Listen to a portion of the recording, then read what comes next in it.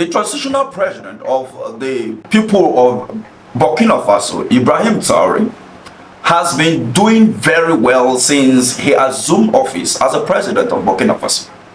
In as much as the West and the ECOWAS have not recognized him as a leader of Burkina Faso because he is a military personnel, let's not forget that every aspect of dividends of democracy in terms of development, providing security and securing the properties of the people has been well taken care of by this particular transition president.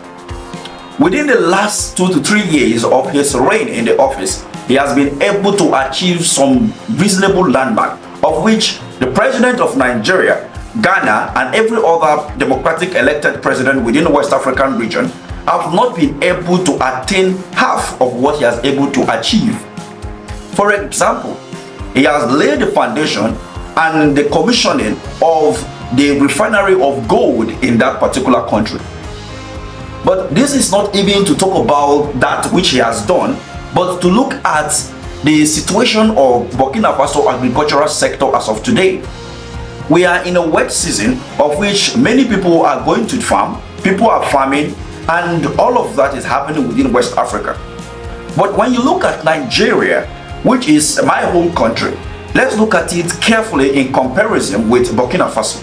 You will understand that when the Burkina Faso counterpart is trying to provide machineries, machines and fertilizer for its people, in Nigeria here, we are talking about national anthem. We are talking about buying vehicles and sending people for Hajj, spending over 410 billion naira in sponsoring people for pilgrimage.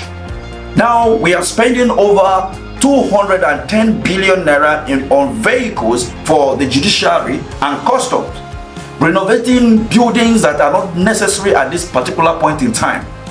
The country is suffering from high inflation rates in food, but then they don't look at the situation and with the insecurity that is ravaging the northern part of the country and the middle belt, of which these are the states or regions that provide food for the whole nation.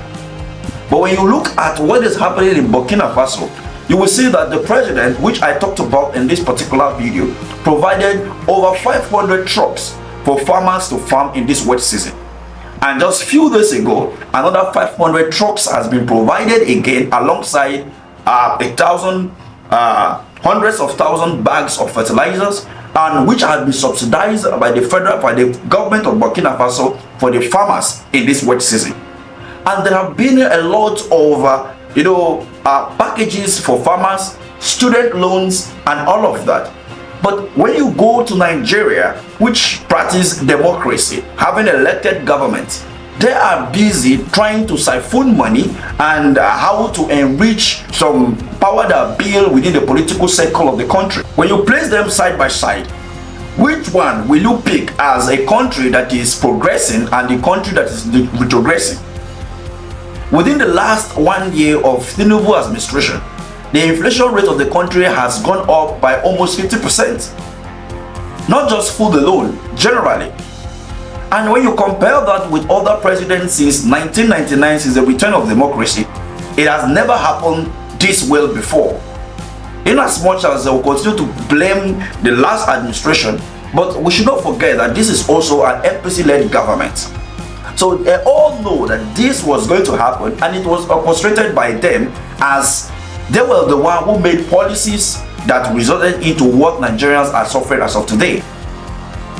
So looking at what is happening in Burkina Faso, one can say categorically that it doesn't matter which form of government you are practicing or who is in power. It is about who have the intention of the people and want to bring development to each state.